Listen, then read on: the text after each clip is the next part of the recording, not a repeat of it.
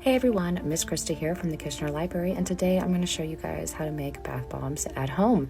For this project, you are going to need baking soda, citric acid, Epsom salt, cornstarch, almond oil, olive oil, baby oil, coconut oil, some kind of liquid body type oil, a little bit of water, and some kind of fragrance oil or essential oil.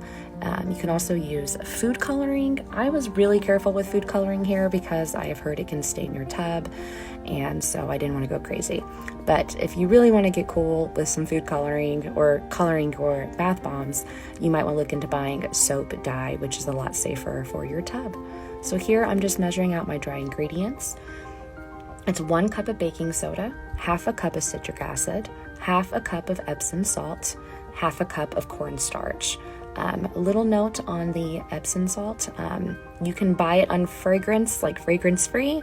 That's best if you're going to add your own fragrance or essential oil. If you don't want to bother with that, you can buy some that already has a fragrance to it, and easy peasy, don't have to worry about that.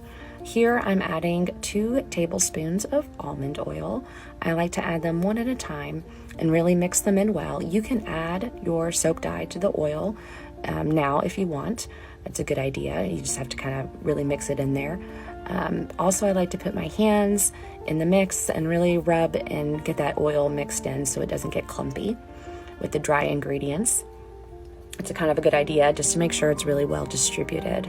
This is where you can add your essential oil or fragrance. I did about 10 drops of an essential oil.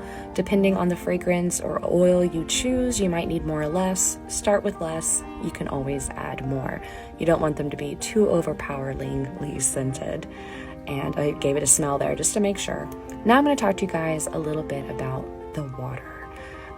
Here I'm adding some food coloring to a spray bottle with water. This is how I felt was a safe way to add a little color to my bath bombs. And as you see here, as I pour the water in, you will see it fizz up and bubble. That is okay, but you want that as less as possible when mixing in the water to your dry ingredients.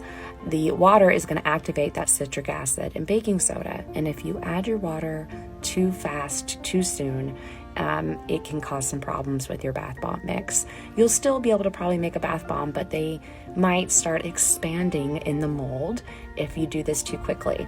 So I like to use a spray bottle because it really controls the amount of water you're adding it so slowly. It doesn't really make that reaction start, and that's what you're wanting to avoid.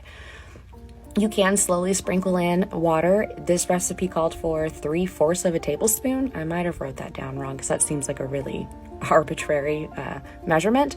So I just stick with my own add until it seems right method.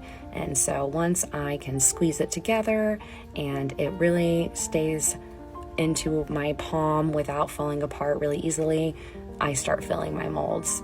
This is a clear, hollow plastic Christmas ornament that makes a really good little mold for bath bombs. They're maybe kind of seasonal, so you may not be able to find them in stores. Probably can online. These make a really great bath bomb mold.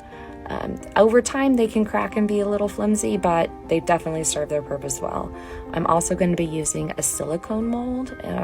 These are really fun and easy. Easy to remove, easy to pack in there.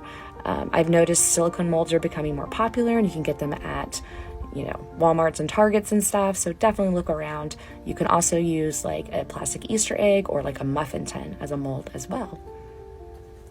I let these guys dry overnight, and I'm just going to pop them out and show you what they look like. Very easy removal with the silicone mold, and same with that mold. This little one gave me a little bit of trouble coming out. Don't be afraid to give it a little tap on your table. If they've dried overnight, they're probably not going to fall apart on you.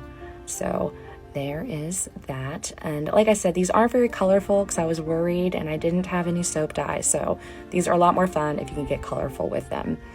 Now I'm putting them in some water just so you can see that fizzy action. They smell great, make a lovely bath. I hope you get a chance to make these. They're a lot of fun. Stay safe out there, and I'll see you next week. Bye.